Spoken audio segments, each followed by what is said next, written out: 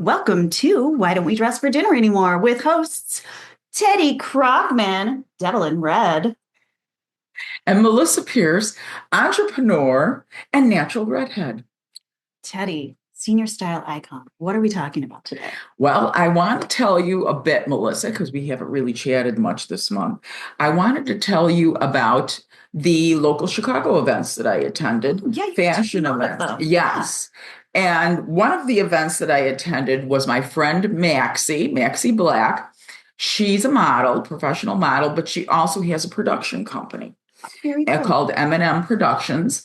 And she had a fabulous fashion show in February called The Cinema. And it was kind of like they had a thrift store. I shouldn't call it a thrift store, but a vintage store called Vintage Frills. Okay. Did some of the styling and the clothes. Actually, the jacket that I have on is right off the runway. You could order the clothes right off the runway with a QR code. So if you liked something one of the models was wearing, you could order it right off the QR code. Wait, were these vintage clothes? Yes. This is like what I'm wearing. It's one of a kind of its kind. Yes. This is actually what's actually weird about this is when I saw the size in this, and I thought, it's a little loose, but I like it loose. It kind of gives it a tunic look, and it's meant to be a long jacket. Mm-hmm. But it was a size 14. Now, I wear, in real life, in today's sizing, I wear a size 4. A size 6 floats on me. So that shows you the difference in sizing, probably back more around the 40s, 50s, early 60s. Oh, the sizing was a lot bigger because I remember my mom always used to brag that she was a size 12, which size 12 now is considered like, a plus size. Yeah. But my mom, who was not, overweight in any way, would brag that she wore a size 12. So the sizing was a lot different. I mean, if you wore a size 8, you were considered very tiny at that time. Right. I made my own wedding dress and I used a vintage pattern. And I was a size 4-6 at the time. Uh-huh. Not that anymore. Yeah. But I had to use a 12-14 pattern. Yeah. Yeah. This was a size 14 jacket. So Maxi's fashion show was fabulous. It was based on kind of 1950s glamorous cinema. I borrowed a dress from one of my favorite designers, Leen Gundogdu, who has a design house called Kivanci. Oh, that's the one in Evanston. Yes, located in Evanston. And she lent me a beautiful black velvet off-the-shoulder scallop dress with a cinched-in waist and had a crinoline underneath. So, in the 50s, they had kind of the poofy cocktail dresses. You must have had so much fun wearing it. Oh, I did. And then Leen started out as a milliner. So she actually gave me a really cute little hat that I wore on the side, and it had a veil. And then I had white long gloves on. Okay, very Teddi, 50s dramatic. I know, this is my dream I love for you, right? I know you loved the 70s. But I love the glam of the 30s, 40s, and 50s. All the art books in your house, and I'm like, oh, Teddi. Yeah. So that was right up my alley, and Maxi did a fabulous job. I also got to meet Maxi's mom in the bathroom. This was the funniest thing. Okay. There was this crowd of women around the bathroom sink, and I needed to get in there to wash my hands. And they were all beautiful. They were the models from the show, right? And they were all crying around, oh, you beautiful girls, move out of the way. And all of a sudden, this one mature woman, a very attractive mature woman, emerges. And she looks at me and she said to me, "Are you Teddi?" And I said, "Yes. How do you know?" And she goes, "Oh, Maxi talks about you all the time." It was Maxi's mom. So I got to meet Maxi's mom. And interestingly enough, as we were talking, we found out that we both share the same discipline. Maxi's mom is a PsyD. She's a psychologist. And I'm I'm a retired licensed clinical social worker. So we both work in behavioral health. Wow. So that was very interesting. You need to bring her on the podcast. I don't know. Parenting a fashion designer. I don't know, but she did a great job on Maxi. I'll tell you that much because she is a doll and a gem. So that was on a Friday. The very next day, Ken and I got up and we attended the Blue Jacket event given by FGI. That's right. I saw pictures of that. Yes. Yeah. And that was another fabulous event. That was a brunch to raise money for zero prostate cancer. And my husband, Ken, is a prostate cancer survivor. I didn't know. So that event meant a lot to us, that we were helping to raise money for more prostate cancer research. And it was fabulous. AJ Johnson was there. Now, if you don't know who AJ Johnson is, he's a very popular local Chicago celebrity, makeup and hairstylist. He used to do Oprah's hair, Vanessa Williams' hair. He currently works on the Housewives of Atlanta, and he recently did the Housewives of Potomac. And he was on, now I know you're not a reality show fan. I do watch, like I said, the Housewives of Beverly Hills in New York. And there's a show that comes on right after that by the guy that runs these shows called Watch What Happens Live with Andy Cohen. And AJ was recently this Sunday on the Academy Awards night. AJ was there on Watch What Happens Live with his best friend, who is one of the Housewives of Potomac. What? And AJ was the bartender. In the episode. In the Watch What Happens Live. Okay, he wasn't the bartender, because now you're talking about 7 different things. He wasn't the bartender. They have a pretend bartender. That's like a guest spot. Yeah. Of course. Okay, but he was at the event as well. AJ was our MC at the Blue Jacket. So that's why I brought up AJ was the MC of the Blue Jacket event. We had a great time. We came in, we were greeted with mimosas. So you got a little loosened up. Saw a lot of great friends there and chatted with them. And it's called Blue Jacket because everyone's wearing a blue jacket? Well, that's kind of the theme. You're supposed to wear like a blue jacket if you have one or something blue. Actually, this event was started by the mothership FGI New York. And they've been doing it, from what Jess Crane tells me, about 10 years in New York. This is the first time the Chicago group did the Blue Jacket, but I think that it was pretty successful. So I'm hoping they'll do it next year and, in coming years. Right. I love that they are just doing so much more to build community here. They do. And it was great. I got to see a lot of friends that I know from past fashion events. We had a great fashion show. One of my favorite designers, 2 of my favorite designers were in the fashion show. Donna, our friend Donna Sadi. Sadi, great. She had a fabulous gray suit, military-looking suit with a gray coat with a fur collar over it on the model. It was stunning. I need to see that. Stunning. I'll show you a picture of it. It's absolutely stunning. Raj Patel from Karmic Couture was there. And of course, he had some of his fabulous fashions. And I love myself some Raj. Leen was there as well, too. And she really brought it. She had a cute hat on. She had this poof kind of top on with a cameo. Looked really very fashion, very stylish. Sounds glamorous. Sounds Leen could be her own model. She's so pretty. And so that was that event. It was fabulous beyond. Then what else did I attend? I'm trying to think. You just have such a big social. I know. Curio held a Galentine's Day. So that's the day before Valentine's. The 13th. They had a Galentine's event at 900 North Michigan Shops. And there were certain shops that we could shop at. Now, this is fun. You're going to like this one. Okay. We were able to shop at certain shops, and they had like sample sales, and they had percentages off and that kind of thing. So it was from 6 to 8. So Ken and I got there promptly at 6. Nobody was there. So we checked in. 900 North has been reconfigured so much since the last time I had been there. Mm-hmm. So we kind of got lost. By the time we found our way, I found Aziza, which was a really nice store. Went in there, found myself for only, I don't know if I should tell the price, but it was so inexpensive, $50. It was a sample of these black, like lace glittery pants that were so chic. I mean, if I just wear it with a black cashmere sweater, you've got a whole outfit. It's perfect, right? So there's this blonde, pretty girl at the there to help. And, can I help you in this and that? She looks at me and she says to me, oh my God, I know you. I recognize you. We met at Curio. And of course, you know me with my no facial recognition, name recognition. Teddi might be face blind.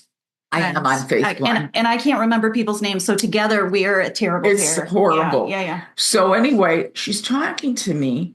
And all of a sudden I look at her and I said, I remember you. You're the girl who was sitting right next to me, the blonde girl who was sitting right next to me on the couch, who I posted our pictures and I mislabeled her. I put her down as Hannah R. Carlson. Now, Hannah Carlson's a model. You were like, well, I knew you were pretty. And Hannah says to me, Teddi, that's not me in the picture. And I'm like, oh, I screwed up again. So I found out this girl's name who sold me the pants. Her name is Campbell, which is a very unique first name. Yeah. Campbell. I can't remember Campbell's. It's Naomi. Campbell. No, her first name is Campbell. I know. Can't be done. Yeah. So, so I finally now know her first name at least. She's adorable, very darling. And she also told me her mom loves my IG site. So that was good. So her mom's a fan.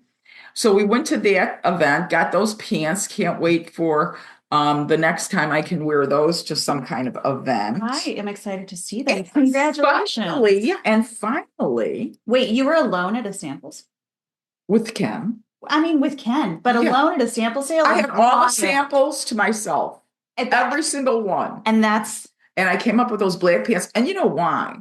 Because I'm short, you almost always have to be shortened. Right. But these pants were made to be kind of like cropped looking. But on me, they look like normal pants. So they're fabulous. I love them. You got them for $50 and $50. And my guess is they were, by the prices at Aziza, they were many dollars more than the $50. Oh, I'm sure. And you also didn't have to pay the short person tax of getting them. Altered. Right. No alterations, which talk about the short person's tax. Do you want to hear something? This is interesting. So I ordered a special blue suit for the blue jacket event. Of course. And I ended up wearing the t-shirt that I told you and Monica, remember Monica Corcoran-Harrell we had on? Yes. I had bought it from her newsletter. It's a white t-shirt and it has a stencil of Naomi Campbell and Kate Moss on it in blue. Nice. So I wore that under my blue suit that I wore to the blue jacket event. Mm-hmm. But you want to know the oddest thing? I ordered the suit and I was all prepared. Minimally, I'm going to have to take the pants to be shortened. Sometimes not always the sleeves because I have longer arms. Mm. I put the thing on to try it on to see where I'm going to have to do the alterations, get the alterations. The suit fit me perfectly. They used the pants. You were the fit model. The pants were not too short. I mean, too long. The sleeves fit me perfect. It looked like it was designed for me. I have never, ever had a pantsuit, especially one that I, order over the mail. It's not like I tried it on. Fit me like a glove perfectly. So no alterations necessary. I mean, that is extraordinary for a pantsuit. So I really lucked out this month on the savings, because anywhere can be from $30 to $50 to get the alterations on my clothes. So those were some fabulous events. Lastly, in the month of February, I went to, let me shut off my phone. I don't know why I have it on. I'll cut that part out. Okay. So anyway, I went to Arabelle, who we're going to have on we're going to interview on our podcast, chat with on our podcast today, Arabelle Rosales. I went to her. She's got a new podcast. Now listen to this. Okay. Arabelle is so connected, knows so many people. Arabelle had this beautiful podcast party, and she invited all the people that she's interviewed so far on her podcast, plus additional friends and people. There were about 150 people at this event. A fun part. She had rented a beautiful Airbnb. She had a chef there making all kinds of, delicious tidbits for us. She had a special drinks. One was made of passion fruit and the other one was made of strawberry. She wanted us to vote by the end of the night which our favorite drink was, because now she's going to have a Chic Innovator official cocktail. Oh, we need to get on. I mean, she is, well, we have our coffee mugs, but anyway, the official coffee mugs. Show that. Our official drink is coffee. The official coffee mugs. But anyway, so Arabelle looked beautiful. She had a step and repeat. I wore a really cute, checked outfit, big, huge palazzo pants, had a check bustier, then had a white shirt with a tie, and then wore a beret, and I had the fingerless gloves on. Really cute. Very cute. Really cute. And so that party was fabulous. What was really nice, again, met people who came up to me, hi, Teddi, hi, Teddi. And I'm like, what's your name again? I'm especially embarrassed. There's this one wonderful guy. His name is John, and he's a producer kind of guy. I've met him literally at 3 different events, and every time I meet him, and he's got a simple name, John. Right. I have to say to him, what's your name? And then he tells me very nicely, very sweet, good-looking guy, my name is John, Teddi. So now I've got his name emblazoned. I told him, in my brain, John, I will never forget your name. And I believe the first time I met John was when I got the Rising Star Award at FG. But for some reason, I can never remember John's name. So, John, I promise you, I remember your name. I know your face, definitely. It's just the name that for some reason was eluding. Maybe you don't look like a John. You probably look like, you need a longer name or something like that. I don't know what it is, but I'm always forgetting John's name. Did you take a picture with John and tag him? I do have a picture of John. I have many pictures of John. Okay, do you know what my daughter did for me because I couldn't keep her friends straight? Is she printed out pictures of all of her friends and put their names under them, then drew a map of Chicago, and then pinned each picture to what neighborhood this friend lived in with their name. So when she talks about a friend, I can look and be like, oh, you're going to, See, I don't have anybody to do that for me. And besides, it would be filled with hundreds now. I've met so many people. I could not. But anyway, Arabelle's party was fabulous. Kudos to Arabelle. Can't wait to see her today. But you want to know the milestone that Arabelle just hit? And she's only been on.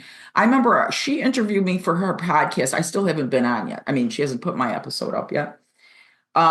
She did a really cute video. It's on YouTube. You could watch it, of kind of snippets of all of Arabelle's podcasts that she did for the Chic Innovator Party. So that's on YouTube. You can see it. And actually, my picture is right in the front. Nice. Of the thing. I'm wearing I'm wearing my glittery shorts outfit. Oh, that's a cute one. But anyway, Arabelle has only been on air, I would say, since maybe, and I'll probably off with this, maybe mid-March, maybe mid-January. And the party was at the end. So she's maybe been on for 6 or 7 episodes. She already has 1,000 subscribers on YouTube. Oh, good. Isn't that fabulous? That's fabulous. We have like 100 across like 5 platforms. Oh, yeah. Well, I haven't. Yeah. No, I've been looking at them. If you give me the Spotify password, that would be appreciated. I mean, you have it. Well, I told you to give it to me. You have all of that information.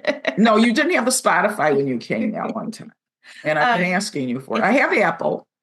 It's on a spreadsheet. Do not say the password. That's all we need is somebody hacking into our podcast. If they hacked it, maybe they would promote the podcast for us. I should have Michael do that. I don't know. But anyway, so let me say to all of you, if you're enjoying this podcast or any of our podcasts, it's very simple. Just hit the subscribe. It's free. It's not like you're paying for any kind of subscription. But the good thing about subscribing is you will get alerted when next episodes come out. I try to alert like my main friends and some of my main IG people on the day that our podcast comes out. But Instagram will only let you DM 50 people at a time. Right. Well, and the nice thing, at least about Spotify or any of the platforms, is if you subscribe, then it's waiting for you when you're ready to listen. Right. So on my drives here, I catch up on my podcast. Yes. Right. Exactly. I would say that's my guess is when most people are listening to their podcast when they're driving. When they're in transit or on the train. It's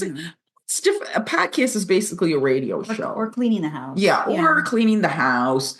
Who is it? I think it was, I'm not sure if it was Jordan, our friend Jordan Chavez. Jordan says he listens to our podcast when he cleans the house. So he says, Teddi, I automatically listen to your podcast when I clean the house. I believe it was Jordan that told me this. I thought that was kind of neat. I like the fact that, that's his house cleaning kind of entertainment to get through the drudgery of housework. Right. So Jordan, a shout out to our friend Jordan Chavez. If it wasn't you that said that, Jordan, then somebody remind me who said it, but I think it was Jordan. Right. I've really been enjoying Jordan's Instagram. Oh, yeah. He does some great stuff. Yeah. Jordan's really been like just pumping up the weird and the glamour, and I love it so much. It's just a spot of joy. Let me tell you what he recently did. He overcame one of his fears. He told me he doesn't like to talk in front of groups of people. But our friend Jordan was invited to speak in front of a class at Northwestern recently. And I said, what was the topic, Jordan? And I think he said it was supposed to be about Hispanic fashion designers. And Jordan is Hispanic, Latino, Latinx, whichever moniker you want to use. But he did a fabulous job. He had a picture of him with all the students afterwards. It looked like everybody really enjoyed his talk. I love it. And his husband, Clayton, told me he did a fabulous job. So he was so proud of himself. And I was proud of him, too, because he overcame one of his fears and he did a great, great job. So Jordan was recently a speaker at Northwestern University. So that tells you. Yeah. And I think he also told me he's gearing up to do a fashion show. Well, I will go to a Jordan fashion show, regardless if I have the flu. So I continuously get sick because I have too many children. You got 2 kids at home. What do you have? You have 2 daughters at home. That's right. No, also a stepson. Yeah, but he comes in and out. Right. He comes in and out of a lot of places and he brings the pathogens with him. He is the little cootie monster. He's a cootie. Actually, I got the flu from Adele, though. So. Oh, well, then Adele. That's a senior in a high school of 4,000 little pathogens. Yeah. Well, she'll be graduating soon. That's right. And then it'll just be, and as long as I stay away from all the children. Children. Just get 2 kids. Well, I was overwhelmed. Who should I talk? I was overwhelmed with one child. I stopped after one. I was like, I can't. My nerves are shot. My nerves are shot. Imagine the pandemic when all 4 of the children were home for 2 years. So your son was home too? My grown son. Yeah. Home. The other 2 home. Tesla home. Everybody home in a 3-bedroom house. So you would commit suicide then? But I'm dead now. I'm not making fun of suicide. I'm dead now. Therapist. I know. I always have the disclaimer. Well, it's interesting. And, I'm not being overly, politically correct and all that other kind of bullshit. But really, things like suicide that are very serious used to be flung around, just like a lot of mental health things, the loony bin, the funny farm, people still call them psych wards. There's no wards. Everybody has individual rooms. There's not psych wards anymore. So I don't want to participate being a mental health professional in being part of that, part of society that still somehow thinks that mental illness is something to laugh at, and it's not. So that's why I had to slip up there for a moment, but I self-corrected. Right. Right. And that's all we ask. Yeah. That's all anybody can do. That's all I can do. Right. Michael and I keep having this conversation. We're like, what did you do today? I made these hundreds of mistakes. I was like, great. That means you're human. Yeah. I was like, but AI makes mistakes too. It does. Right. But humans make mistakes. Well, AI is only as good as the information that you put into it. It's just like a computer. Well, so it's only as good as the info that you put in. Garbage. Remember the old saying, garbage in, garbage out. Right. I was in a play about garbage in, garbage out in elementary school. Well, that's when computers, don't forget you were a child of the 70s you were born in or something. Right. Like that. 76. So computers really weren't highly used, especially in the schools and even the office space. I remember till the 90s, really, they were kind of off and on. But really, I would say more towards the mid to late 90s is when we had the big tube computers, like they were like the old TV sets and stuff like that. Yeah. I do remember my dad had a Tandy. Yeah. And I programmed screensavers on it as a young child. Just, you just copy whatever's on there. And my mom was like, that is not a toy. Yeah. You need to go outside and play. And hilariously, all of the kids have them as toys now. Yeah. And just call up my mom. Well, I mean, you got all the social media, so that's basically their entertainment. Right. They and games, et cetera, et cetera. Yeah. The gaming is big, huge. I remember my son, oh God. I would say when he was in high school in the 90s, when he would come home from school. Now, he was very involved in sports. So this kid would be going from 7 o'clock in the morning. He wouldn't come home till 6 o'clock at night, a lot of times. But he'd be hitting that thing, going away, he could do that for like hours, and I was like, I couldn't pay attention that long to something, it's just not in me. But he was, geared, he'd be doing that. You're doing this, so we must have had a Nintendo. I don't. Right, he had the rectangle pad. Yeah, he did have a Nintendo. He had a Nintendo, and I think we had at one point. I didn't realize how bad it was. There was this game, and you were supposed to keep your kids away from it. And it was about gangs, and they were raping girls. Streets. Oh, I can't remember what I got to think of this. It's driving me crazy. It was like whores, pimps, gangsters, drug dealers. Oh, this is the driving game. This is a game that my son was playing at the age of 14 or 15. Yeah, of course. Of course he was. I can't remember what it is now that I'm looking at you laughing. I'm trying to think of it. We'll think of it. It'll pop into our brains because it was so popular. It was like the most popular. It's called Grand Theft Auto. There you go. That's a Grand Theft Auto. And, I didn't really realize the extent of the graphic stuff that they had on there until one day I just thought, let me watch this kid playing this game. And I'm like, Alex, what's that? What's that going on, Al? And he was like, oh, don't pay attention to it, Mom. And he's boom, boom, boom, he's shooting people. Women are, that doesn't look like wholesome. Right. He was like, it's a fantasy, but I get to participate. Oh my God. I was like, ooh, participatory bullshit. Yeah. I think that's a downfall of our society is when you create bullshit that people don't just watch, but they get to participate in. Yeah. Well, then it feels okay. Yeah. Well, now they have my grandson. He plays some game. I don't know. The one where they change all the skins. Do you know what I'm talking about? Oh, there are a bunch of different skins. Are they blocks or are they something else? No, they're like people shape. Yeah, I don't know. And I can't remember the name of the darn game, but you can actually play with other people that get online. Is it The Sims? No, a different one. No. Anyway, but yeah, Alex Jr. plays that. So this is obviously runs in the family. So anyway, back to Arabelle, fabulous. She's got 1,000 subscribers. We need to pump it up. We need to pump it up with subscribers. We need to pump it up, man. If you're watching this, just hit that button and subscribe. It's very easy. Oh, no, we just need to. Oh, we want you to like us. We want you to like us. We want you to really, really like us. So anyway, all right. Let's go to the next area. We're going to end up with the whole podcast. Actually, this is going to be like an hour long. So maybe do we want to stop it and just do a new one? No, let me just say real quick, because these I haven't been to. So I'll just list them real quick. So it should take us on. So, I did do one thing. Sunday, I missed the Academy Awards, but was well worth it. Remember Brittany Witz, who we interviewed from Wine Appetites? Yes, I remember. She asked me to participate in a promotional video for her next event, which is going to be held during Chicago Art Week. When is Art Week? I think it's the last week in April. If it's not the last week, it's the third week in April, but it's towards the end of April. Oh, Adele, my daughter, Go ahead.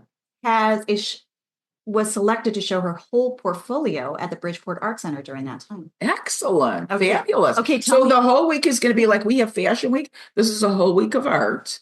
Yes. And Brittany has decided to give a fashion-oriented art event. Oh. It's going to be a women's dinner. And we made a promotional video. I think it took us about 3 hours to complete it.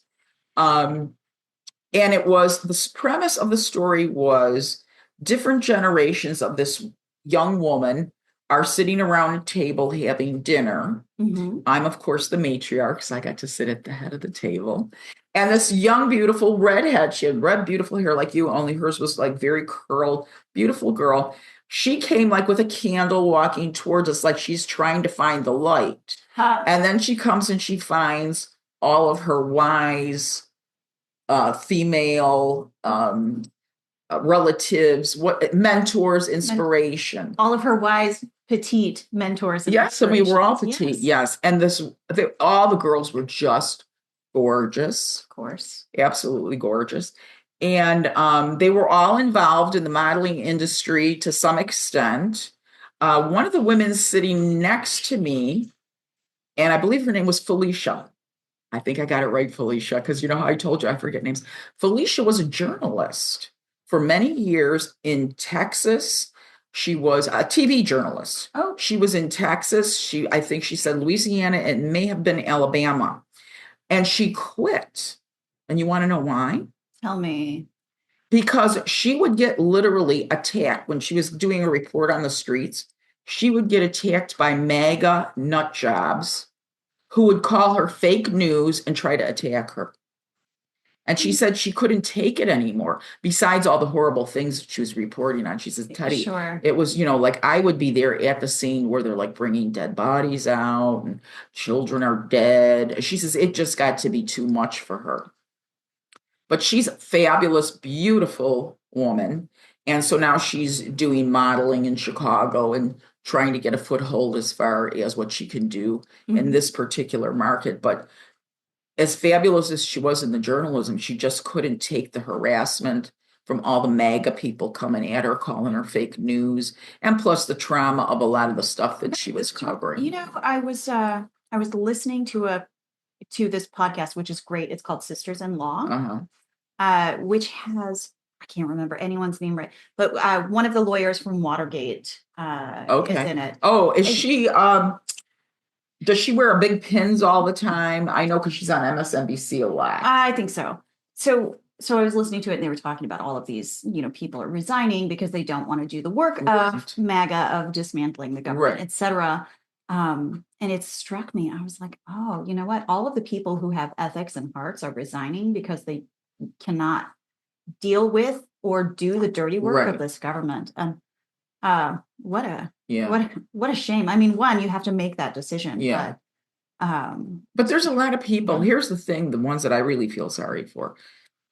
It's great if you have the opportunity to say, you know what, this doesn't align with my personal morality, what I believe we need to do for our citizens, that kind of thing. But there's so many people who, Melissa, just need to hang on to the job because they're living paycheck to paycheck, week to week, and they can't let go of those jobs. They can't let go of their jobs. And so they're just waiting, to hope that the other shoe doesn't fall.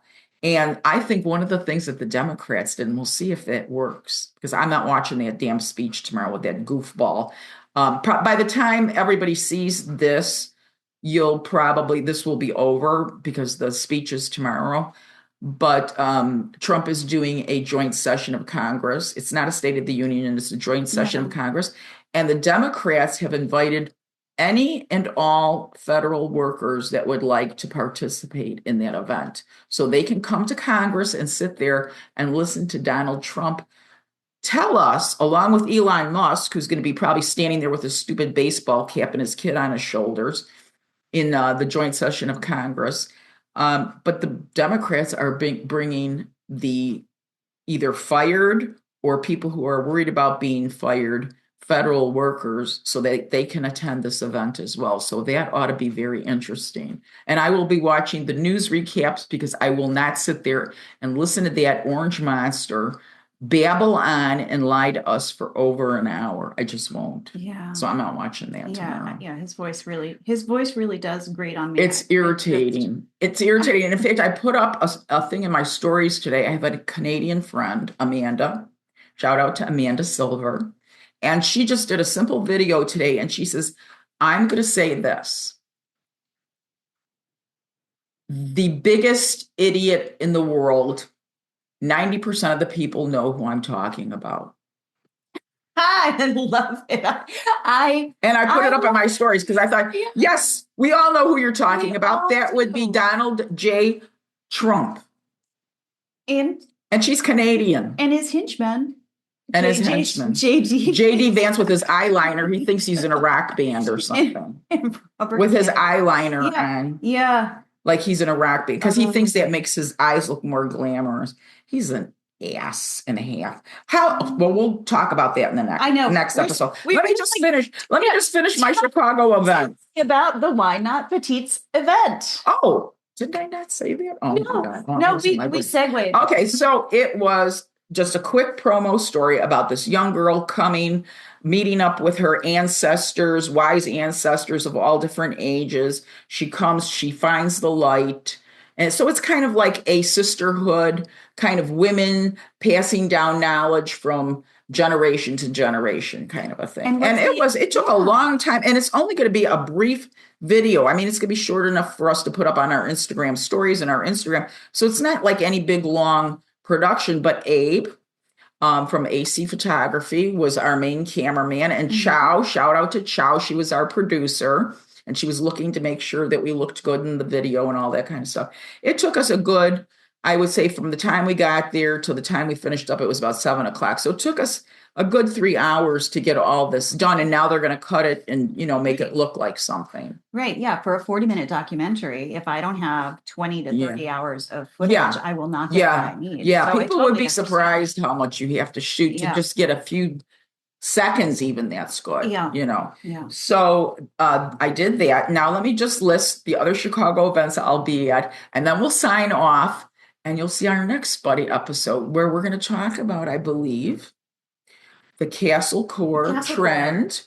We're going to talk about how luxury is making a comeback, and fur especially. And we're going to talk about the reasons why. Yeah. So that'll be an interesting thing. So let me just tell you, I am going to visit a designer in Niles called Omania, I believe is how you say her name. She does gorgeous bridal and formal wear. This is also close to where I live. This is in Niles, I believe.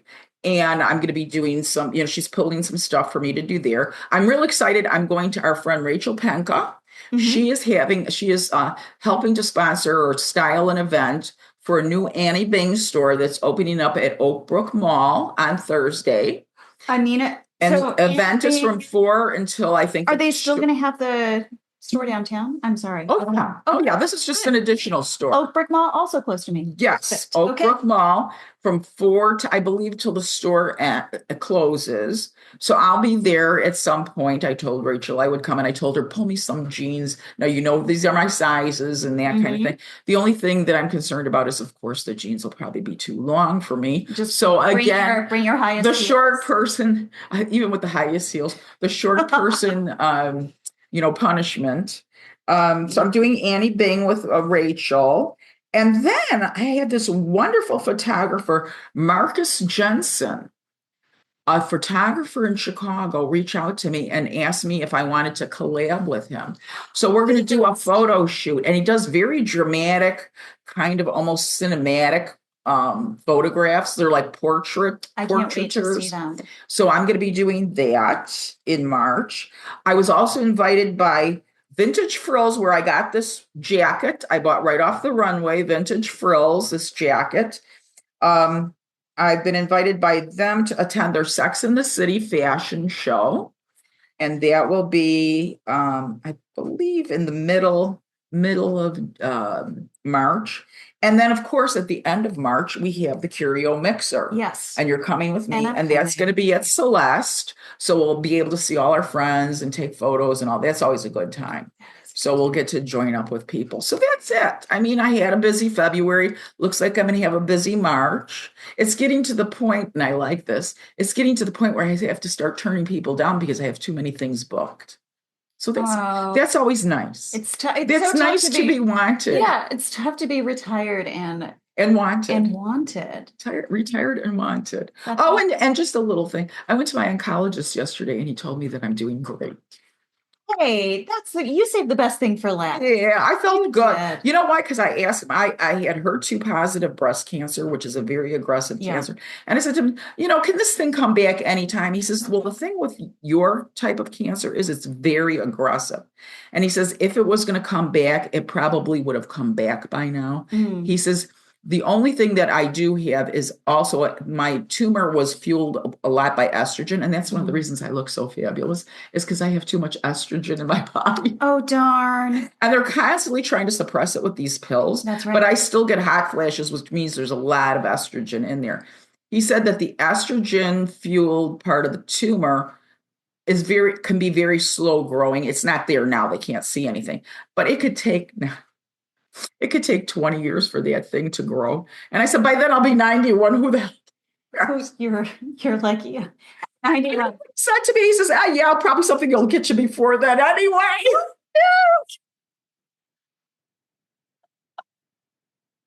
You know what? I feel like when you work in these kind of professions where like mortality can be very high, that dark humor is just so helpful. Well, we have what's called what do they call it? Crypt humor, which is you have to have that when you're in the mental health profession. You should hear some of the things that we would say.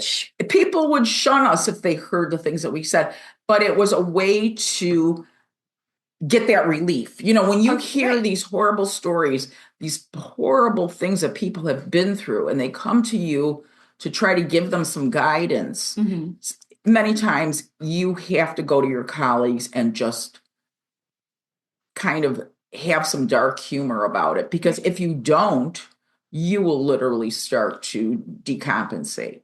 I mean, so as you said, I'm dealing with cancer. That is not a funny disease. But if you don't have some sense of humor, then what am I going to do? Just go into a deep, dark depression. Right. So you have to have some kind of humor. So forgive me. I don't mean to offend anybody, but I am 71 years old. So, it's not like I'm going to live another 40 years here. So Saki says, well, Teddi, I'd give you another, 20, 30 years to live. For me, 20, 30 years to live. I'll be 100 years old in 30 years. I'll be 101, like Iris Apfel.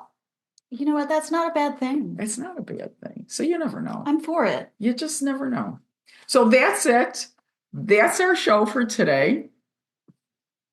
Teddi, why don't we dress for dinner anymore? I don't know, Melissa. Why don't we? Beats me.